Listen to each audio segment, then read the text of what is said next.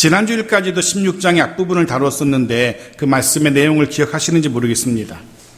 16장의 시작은 소아시아 지역의 선교를 위해서 길을 나섰던 바울이었지만 그 바울의 걸음을 막아서시는 어쩌면 이상하게 여겨질 수도 있는 성령의 인도하심, 성령의 일하심으로 16장이 시작했었습니다. 분명 사도 바울 자신의 생각과 계획과는 맞지 않는 성령의 인도하심이었지만 성령의 인도하심에 순종했던 바울은 결국 마게도냐인의 환상을 보게 되었고 그 일을 통해서 결국 바울의 일행은 마게도냐 유럽으로 건너가게 됩니다. 그리고 건너왔던 첫 성 빌립보에서 역시 열심으로 복음을 전하게 되죠. 회당이 없는 빌립보 지역에서 기도하는 곳을 찾아 나섰고 그렇게 기도하는 처소를 찾아 나섰던 바울 일행이 강가에서 모여 기도하는 여인들을 만나고 그들에게 복음을 전하게 되었습니다. 그 과정에서 우리는 지난주일에 루디아라는 여인을 만나게 되었고 그 여인이 바울로부터 복음을 듣고 그와 온 집이 세례를 받고 예수를 주로 영접하게 되는 장면까지 우리가 지난주에 살펴보았습니다. 오늘 본문도 동일하게 역시 기도하는 곳을 향해서 길을 나서는 바울 일행의 모습으로 오늘 본문이 시작됩니다. 16절 말씀 보십시오. 같이 읽죠. 시작. 우리가 기도하는 곳에 가다가 점치는 귀신 들린 여종 하나를 만나니 점으로 그 주인들에게 큰 이익을 주는 자라.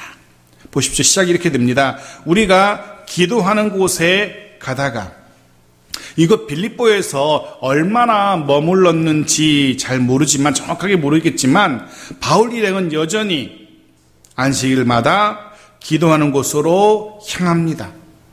분명 그곳에서 바울과 그의 일행은 기도하기 위해서 모인 사람들을 만났을 것이고 늘 그들이 그랬던 것처럼 예수 그리스도를 복음을 전했을 겁니다.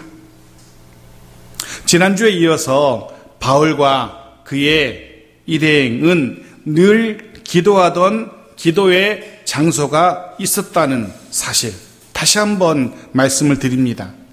마치 제9시 기도 시간에 늘 성전을 찾았던 베드로와 요한처럼 바울도 그의 일행도 정해진 시간에 기도의 장소를 찾고 있었던 겁니다. 이 사실을 우리가 다시 한번 기억할 필요가 있습니다.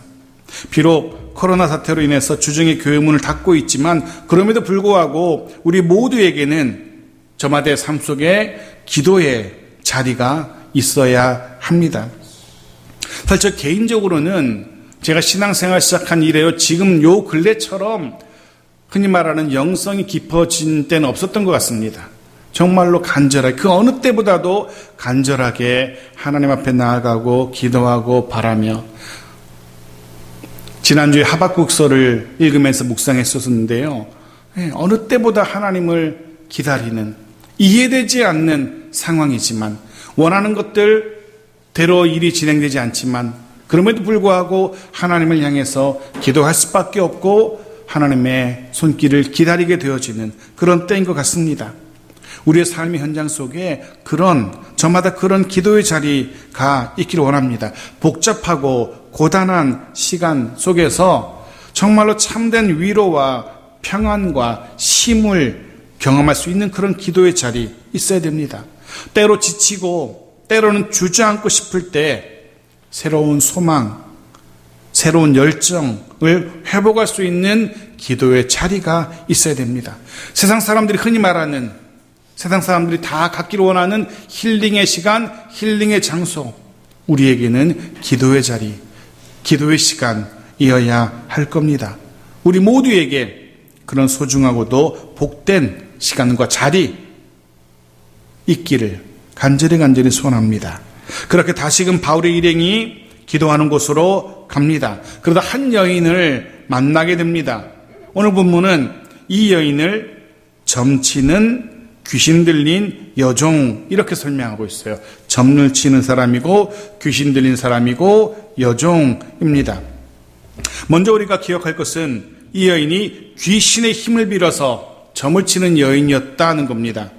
귀신의 힘을 빌어서 점을 치는, 귀신 들려서 그 힘으로 점을 쳐주는 여인이었습니다. 이 여인은 귀신의 힘을 빌어서 살아가고 있는 그런 여인이었다는 겁니다. 그래서 그런 묵상을 해봅니다. 이 여인이 귀신의 힘을 빌어서 점치며 그 힘을 빌어서 하루하루 살아가고 있었다면, 그럼 우리는 누구의 힘, 무엇의 힘을 빌어서 살아가고 있을까? 무엇을 의지해서 살아가고 있는가라는 생각입니다. 내 삶의 원동력은 무엇일까라는 그런 물음을 스스로에게 던져봅니다. 내 삶의 원동력은 무엇일까? 나는 무엇의 힘에 의지해 살아가는가? 많은 사람들이, 세상 사람들은 그렇게 말하죠. 내 힘으로, 스스로의 힘으로 나는 살아가고 있다. 그 누구보다 뛰어난 재주로 내가 이렇게 잘 살아가고 있다라고 말들 합니다. 남들보다 많이 물려받은 재물, 그것의 힘에 의지해서 내가 이렇게 살아가고 있다라고도 말들 합니다. 어떤 사람들은 여러 사람들과의 좋은 관계를 통해서 내가 이렇게 잘 살아가고 있다라고도 말합니다. 그럴 수 있습니다. 근데 조금 더 생각해보면, 나보다 더 잘난 사람, 나보다 더 많이 가진 사람, 나보다 더 뛰어난 실력자를 보게 된다면, 혹은 좋은 관계를 맺던 사람들과 관계가 틀어진다면, 그런 삶의 조건들이 바뀐다면 삶의 원동력도 떨어지게 됩니다. 그래서 나보다 더 잘난 사람 보고 낙심하게 되고, 나보다 더 많이 가진 사람 보고 좌절하게 되고, 틀어진 관계로 인해서 주저앉기도 하고. 무슨 말씀이냐 하면, 그런 세상적인 조건들은 내 삶의 힘, 내 삶의 진정 원동력이 될 수 없다는 겁니다. 어떤 이들은 사랑하는 사람들, 가족들, 자녀들, 그들이 내 삶의 원동력이다, 나를 힘있게 하는 힘의 근원이다 라고들 말도 합니다. 하지만 생각해 보십시오. 정말 가족들이 내 삶의 원동력일까?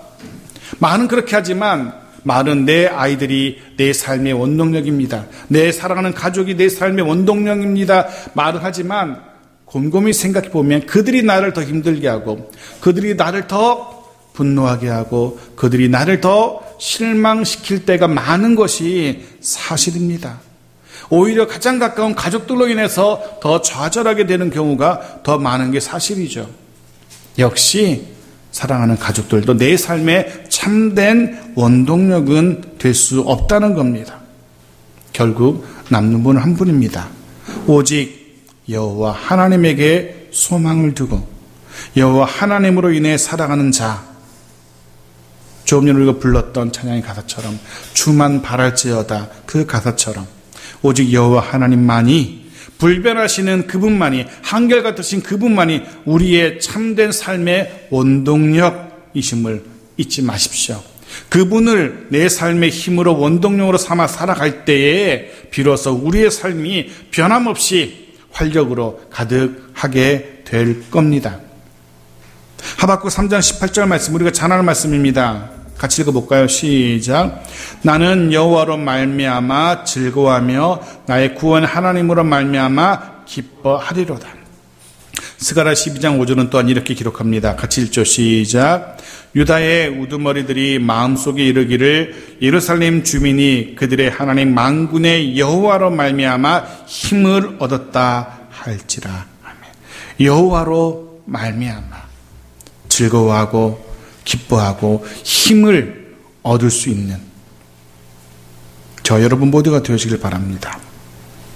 여호와 하나님으로 인하여 기뻐하며 즐거워하며 힘을 낼 수 있는 하루하루가 되어지기를, 매 순간마다 하나님으로 인하여 힘을 얻고 새 힘을 얻고 그 힘으로 살아갈 수 있는 우리 모두의 매일의 삶이 되어지기를, 11월 한 달 되어지기를 축복합니다. 내 삶의 원동력이신 하나님으로 인하여 다시금 힘을 낼 수 있는 우리 모두의 오늘과 한 주와 한 달 되어지기를 주의 이름으로 축복합니다. 자, 또한 이 여인은 본문이 여종으로 소개하고 있었어요. 여종. 주인이 있다는 겁니다.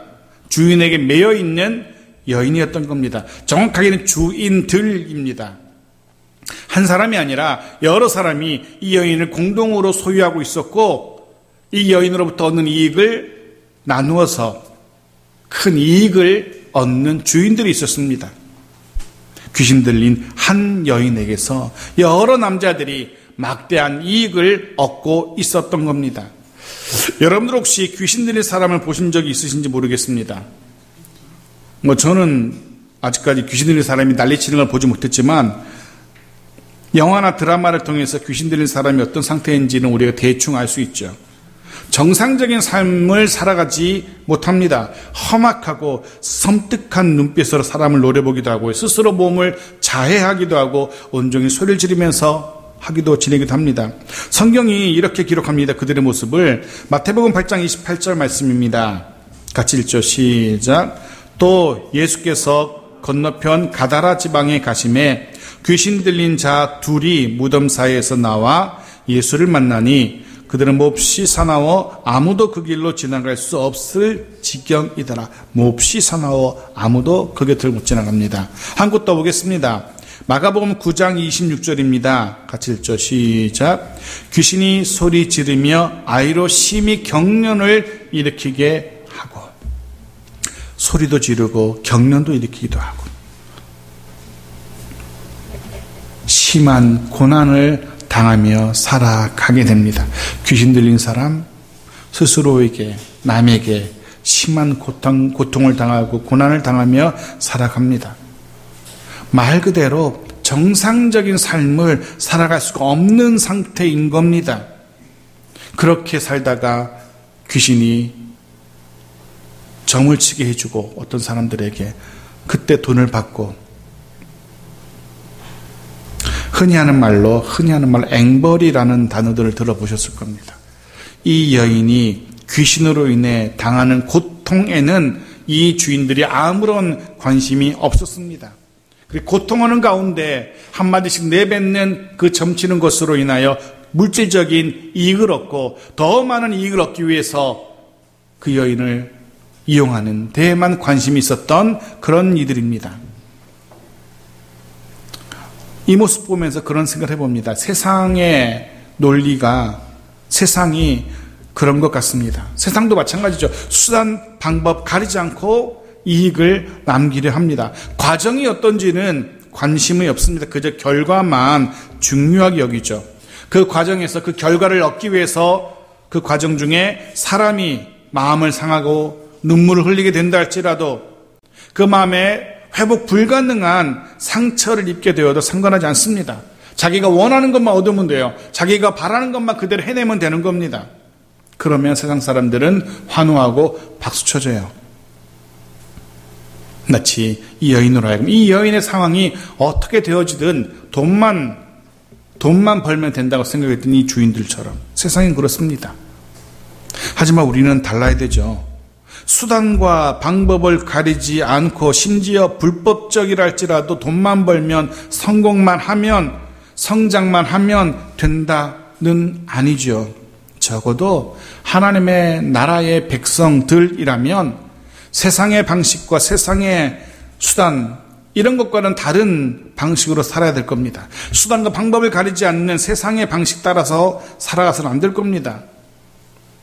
우리의 과정도, 삶의 모습, 그 과정도 주님께서 인정하실 만한 그런 과정이어야 될 겁니다. 적어도 늘 나와 함께 하시며, 때로는 나보다 나를 더 잘 아시기에 말할 수 없는 탄식으로 우리를 위해 간구하시는 성령 하나님, 그 앞에 내어놓아도 전혀 부끄럽지 않은 그런 삶의 방식으로 살아가야 할 겁니다. 어쩌면 그렇게 살아가다가 실패한다 할지라도, 많은 것을 잃어버린다 할지라도 그리스도인다운 모습을 잃어버리지 않는 그런 우리 모두이길 바랍니다. 그런 거죠.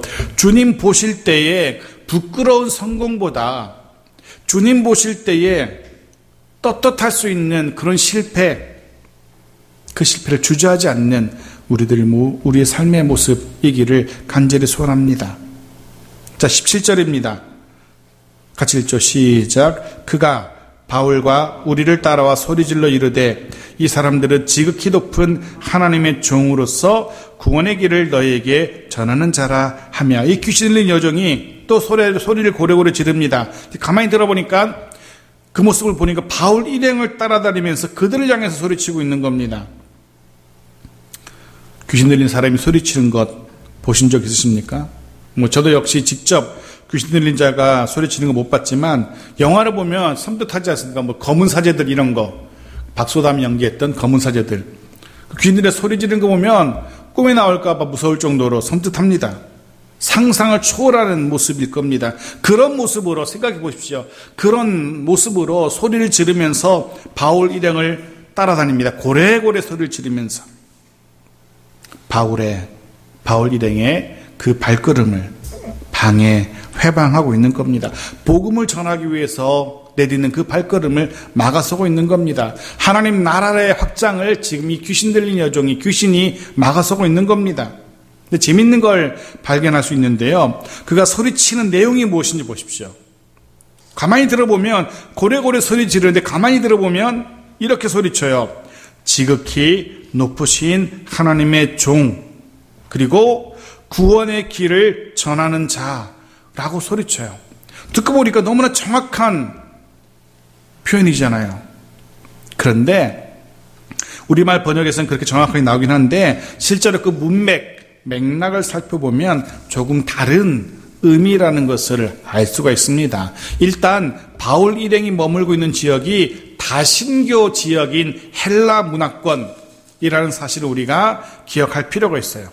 즉 하나님의 종, 그럼 우리는 당연히 여호와 하나님을 생각하는데요, 이 지역의 사람들은 하나님의 종 그러면 그저 헬라의 여러 신들 중에 어떤 한 신을 섬기는 사람 정도로 알아듣는 겁니다.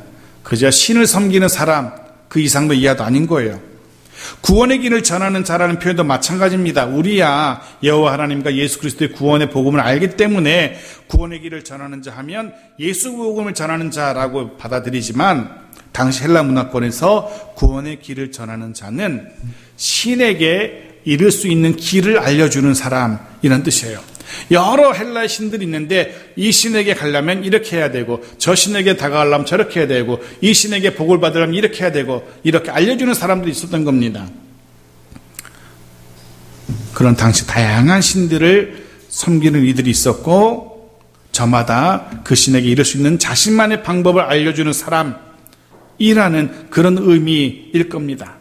아니, 물론 귀신 들린 이 여인은 어쩌면 정확하게, 정말로 영적인 존재니까 바울 일행의 정체성을 정확하게 파악하고 말했을지도 몰라요. 하지만 듣는 사람들은 이렇게 들었다는 겁니다. 주변의 모든 사람들은 이 사람도 신을 섬기는 사람이고, 이 사람도 그 신에게 이르는, 자신이 섬기는 신에게 이르는 방법을 알려주는 사람인가 보다라고 정도만 알았을 겁니다. 그런데 우리는 이 표현 속에서 놀랍게도 여러분들 하나님의 백성의 정체성에 대해서 다시 한번 생각해 보게 되죠. 지극히 높으신 하나님의 종이라는, 그래서 구원의 길을 전하는 자라는 이 정의, 정말로 이 시대에 저와 여러분에게 정확하게 맞아떨어지는 그런 정의일 겁니다. 저와 여러분의 사명이기도 하고요. 계속해서 말씀드리지만 이 사명을 위해서 주님께서 오늘 우리를 이 땅에 살게 하시는 거지 않습니까? 높은 하나님의 종으로 구원의 길을 전하는 자로 살게 하시려고. 이 사실을 다시 한번 여러분에게 말씀드립니다. 또 한 가지, 이 여인에 대해서, 이 귀신 들린 여인의 말 속에서 우리가 또 한 가지 생각해 볼 것은, 이 여인은 주인들에게 매여 있는 사람이었습니다. 주인에게 매여 있었어요. 그리고 귀신에게 매여 있었어요. 그럼 우리는 누구에게, 무엇에 매여 있을까? 그런 생각을 해봅니다. 나는 자유한 사람이야. 아무도 나를 주장할 수 없고 아무도 나를 묶을 수 없어 라고 생각합니다. 실제로는 그렇지 않은 것 같아요. 이 땅을 살아가는 모든 사람들은 저마다의 무엇인가에 매여서 살아가는 것 같습니다. 다른 말로 표현하면, 이 표현을 다른 말로 표현하면 삶의 목표일 수도 있을 겁니다. 이런 부름이죠. 무엇 때문에, 무엇을 위해서, 혹은 누구 때문에, 누구를 위해서 살아가고 있는가. 삶의 목표에 관한 질문입니다. 이 여인이 귀신을 위해서, 주인들을 위해서 살아가고 있었다면 나는, 여러분은 무엇을 위해서 살아가십니까? 혹은 누구를 위해 살아가십니까?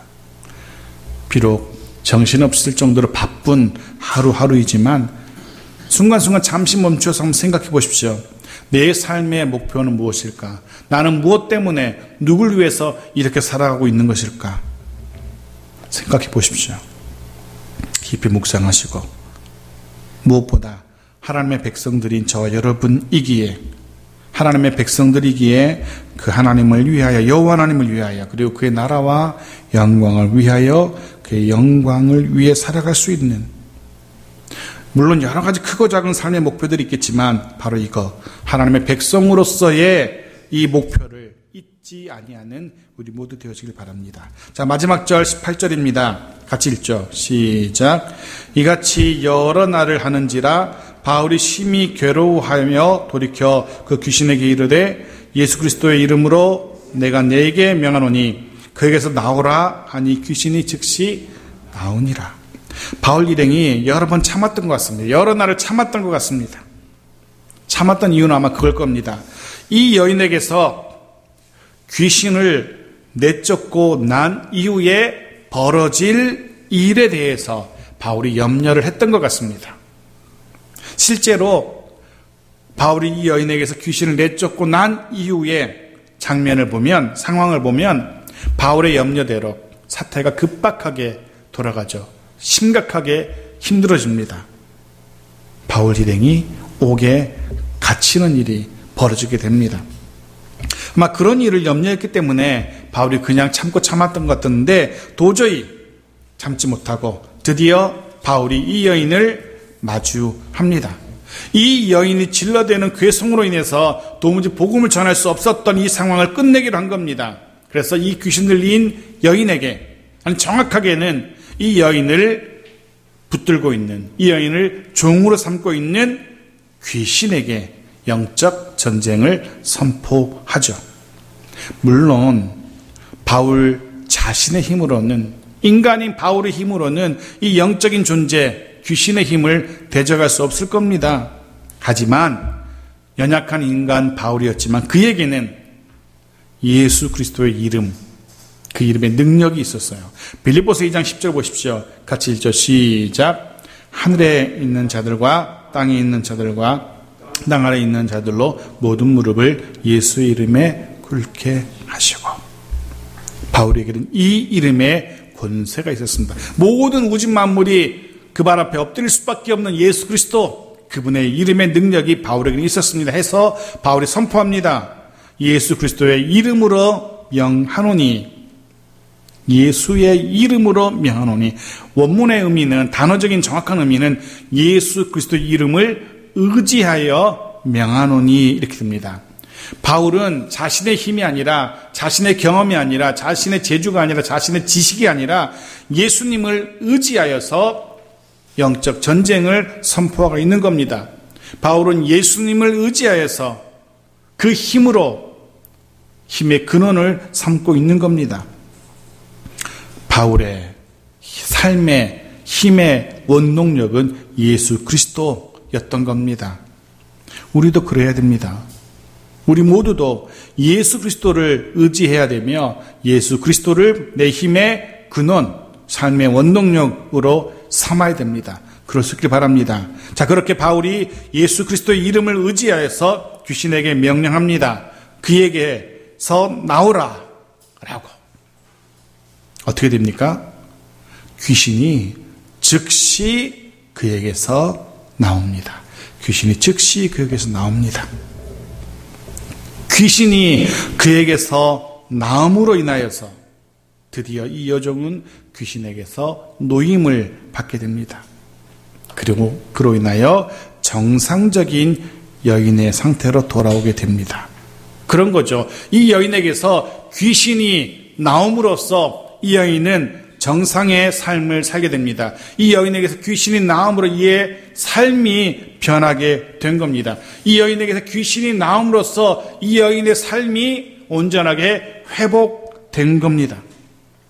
저는 지금 그렇게 표현하고 있습니다. 이 여인에게서 이 귀신이 나옴으로 삶이 변하고 회복되었다라고. 그래서 그런 묵상을 해 보았습니다. 나에게서는 무엇이, 어떤 삶의 습관이 나와야지, 버려져야지 내 삶이 온전해지고 회복될 수 있을까? 내 편에서는 내가 무엇을 버려야지, 어떤 습관을 버려야지 내 삶이 변하고 회복되고 온전해질 수 있을까 생각해 보았습니다. 성령 하나님께서 여러분에게도 깨달음을 주시길 바랍니다. 그리고 깨닫게 하시는 그것, 성령 하나님께서 내게 이것을 성령 하나님이 버리기를 원하시는구나, 이런 습관을 바꾸기를 원하시는구나, 이런 생각은 버리기 원하는구나, 성령 하나님 깨닫게 하신다면 그것 바꾸고 버리고 내보내야 됩니다. 그래야만 재난 문자가 울리는군요. 그래야만 우리 모두의 삶이 더 풍성해질 수 있습니다. 그래야만 우리 모두의 삶이 더 건강해질 수 있어요. 그래야만 우리의 관계도 더 아름답고 온전하게 회복될 겁니다. 잊지 마십시오. 변화와 회복의 비결은 버릴 것은 버려야 한다는 것, 고칠 것은 고쳐야 한다는 것. 마치 몸속에 있는 병의 원인을 제거하지 않고서는 건강을 회복할 수 없는 것과 같은 이치입니다. 내 삶에서 버려야 될 것, 바꾸어야 될 것 무엇인지.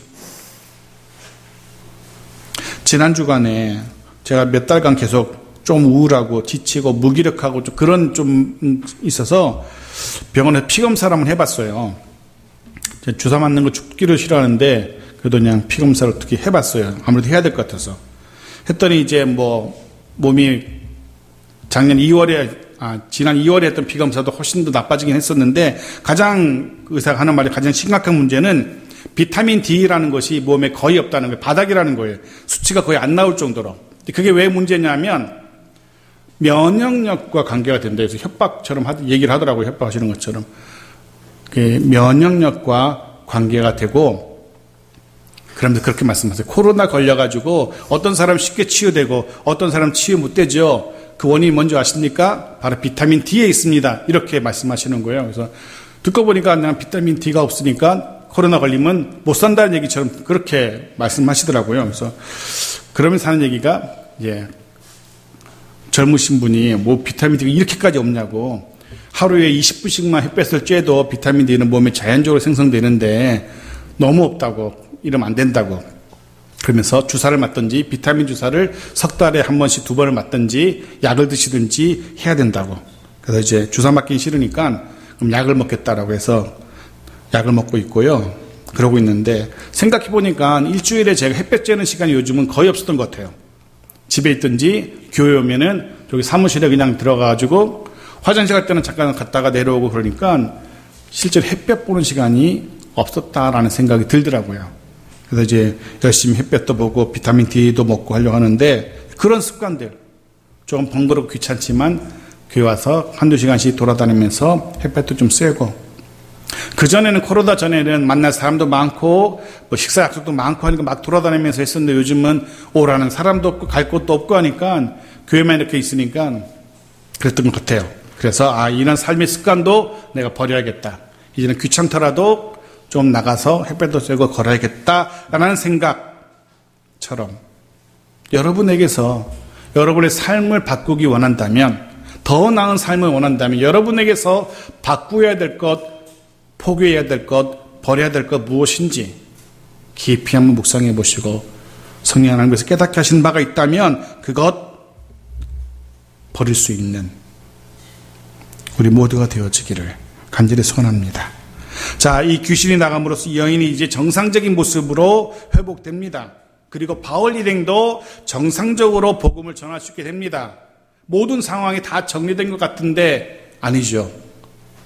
남은 사람이 있었죠. 누굽니까? 이 여인을 통해서 큰 이익을 얻던 주인들. 이 여인은 귀신에게서도 매여 있었지만 주인들에게서도 매여 있었어요. 귀신에게는 노임받아서 삶은 온전해졌지만 여전히 주인들에게 매여 있기 때문에 여전히 문제가 해결되지 않습니다.